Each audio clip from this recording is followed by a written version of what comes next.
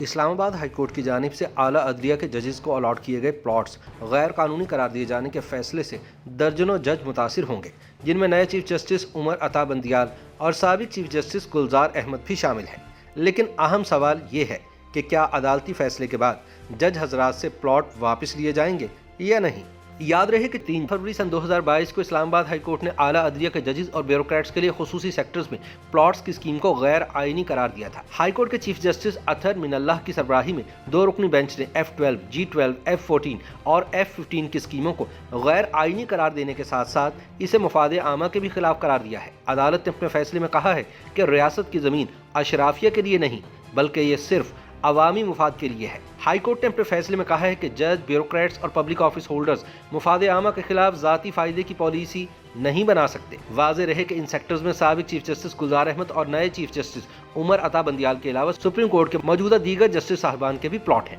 اس سے پہلے ماضی قریب میں نئے چیف جسٹس عمر عطا بندیال نے ماتحت عدلیہ کے ججز کے پلاٹ منسوخ کرنے سے متعلق ایک درخواست کی سماعت کے دوران یہ ریمارکس دیے تھے کہ اگر حکومت کی پالیسی کے تحت ججز کو پلاٹس دیے جاتے ہیں تو یہ مفاد کے ٹکراؤ کے زمرے میں نہیں آتا۔ لیکن سپریم کورٹ کے 3 ججز جسٹس قاضی فائز عیسیٰ، جسٹس سید منصور علی شاہ اور جسٹس یحییٰ آفریدی نے یہ کہہ کر پلاٹ لینے سے انکار کر دیا تھا کہ انہیں بطور جج پہلے ہی بہت زیادہ مراد ملتی ہیں، اس لیے انہیں پلاٹ نہیں لینا چاہیے۔ چیف جسٹس اسلام آباد ہائی کورٹ اطہر من اللہ اور جسٹس محسن اختر کیانی پر مشتمل 2 رکنی بینچ نے اپنے فیصلے میں کہا کہ جج اور بیوروکریٹس اصل سٹیک ہولڈرز یعنی عوام کی خدمت کے لیے ہیں۔ عدالت نے اپنے فیصلے میں کہا ہے کہ federal government employees housing authority آئین کے خلاف کوئی اسکیم نہیں بنا سکتی۔ ہائی کورٹ نے اپنے فیصلے میں اعلیٰ عدلیہ اور ماتحت عدلیہ کے ججز کو پلاٹس کے بینیفیشری بنانے پر سوالات اٹھاتے ہوئے کہا کہ ہاؤسنگ اتھارٹی سپریم کورٹ سمیت دیگر عدالتوں میں زیر التوا کیسز میں بنیادی فریق ہوتی ہے، اور کیا ایسے حالات میں supreme court, high court, district courts کے ججز کو وفاقی حکومت کا بینیفیشری بنا دینا مناسب تھا۔ عدالت نے یہ بھی کہا کہ اسلام آباد ہائی کورٹ اور ماتحت عدلیہ نے کبھی بھی پلاٹس پالیسی میں شمولیت کی درخواست نہیں دی۔ اس فیصلے میں کہا گیا ہے کہ درخواستوں کی سماعت کے دوران کوئی وضاحت نہیں دی گئی کہ بغیر درخواست کے ججز کو اس پالیسی میں کیوں شامل کیا گیا۔ عدالت نے فیصلے میں کہا ہے کہ حیران کن طور پر پلاٹس حاصل کرنے والوں میں اعلیٰ عدلیہ کے موجودہ اور ریٹائرڈ ججز بھی شامل ہیں۔ اس کے علاوہ اس فیصلے میں سن 2019 میں برطرف کیے گئے ایڈیشنل سیشن جج راجہ خرم علی کا نام لیے بغیر کہا گیا ہے کہ کمسن گھریلو ملازمہ پر تشدد کیس میں سزا یافتہ جج بھی پلاٹ لینے والوں میں شامل ہے۔ اس کے علاوہ اس فیصلے میں اسلام آباد کی ضلعی انتظامیہ کے ایک اور ایڈیشنل ڈسٹرکٹ اینڈ سیشن جج پرویز القادر میمن کا نام لیے بغیر کہا گیا ہے کہ رشوت وصولی کے اعتراف پر برطرف جج بھی پلاٹس لینے والوں میں شامل تھا۔ اس جج کو ایک نیوز چینل کے مالک کو ضمانت منظور کرنے کے بدلے 50 لاکھ روپے بطور رشوت لینے کی پاداش میں برطرف کیا گیا تھا۔ اسلام آباد ہائی کورٹ نے اپنے فیصلے میں کہا کہ اسلام آباد کی ضلعی عدالتوں کا ہر جج پلاٹ سے مستفید ہونے والوں میں شامل ہے۔ اس کے علاوہ جو ججز نااہل تھے اور خراب ساکھ رکھتے تھے اور جن کی نگرانی کی جا رہی تھی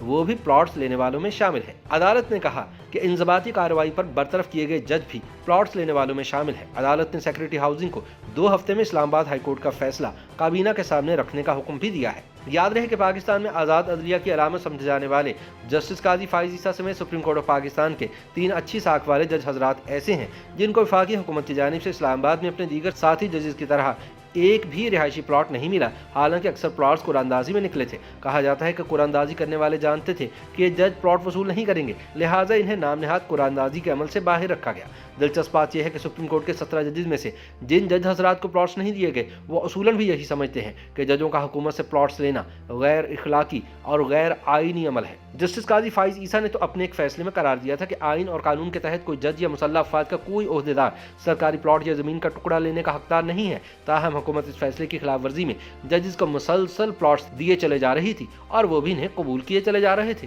جو کہ عدالت عظمیٰ کے اپنے فیصلے کی روشنی میں غیر قانونی عمل ہے۔ سپریم کورٹ کے جن معزز ججز نے حکومت وقت سے رہائشی پلاٹس وصول کیے ہیں ان کا موقف ہے کہ ان کا یہ فعل اس لیے آئینی ہے کہ پرویز مشرف نے اپنے دور میں بنائی گئی پالیسی کے تحت سپریم کورٹ کے ہر جج کو اسلام آباد میں 2 رہائشی پلاٹس کا حقدار قرار دیا تھا، جبکہ ہائی کورٹ کے جج کے لیے 1 پلاٹ طے پایا تھا۔ تاہم معزز جج حضرات شاید بھول گئے کہ پرویز مشرف وہی شخص تھا جسے 2 بار پاکستان کا آئین پامال کرنے کے جرم میں پاکستان کی بڑی عدالت نے سزائے موت سنائی تھی۔ ججوں کی جانب سے پلاٹس وصولی کے ناقدین کہتے ہیں کہ اگر مشرف نے کوئی ایسا فیصلہ کیا بھی تھا تو وہ عدلیہ کو کرپٹ کرنے کے لیے کیا تھا، اسی لیے اسے آئین کا حصہ نہیں بننے دیا گیا تھا۔ انہوں نے بتایا کہ ججوں کے لیے پلاٹ الاٹمنٹ ان کی بھرتی کی شرائط میں شامل نہیں جو صدارتی آرڈر میں لکھی ہیں اور جن کے تحت آئین میں ججوں کے لیے تنخواہ، پینشن اور سہولتوں کا ذکر ہے۔ اسلام آباد ہائی کورٹ کی جانب سے ججوں کو پلاٹ الاٹ کرنے کا فیصلہ غیر قانونی قرار دیے جانے کے بعد اب یہ سوال کیا جا رہا ہے کہ کیا ان لوگوں سے پلاٹس واپس لیے جائیں گے یا نہیں۔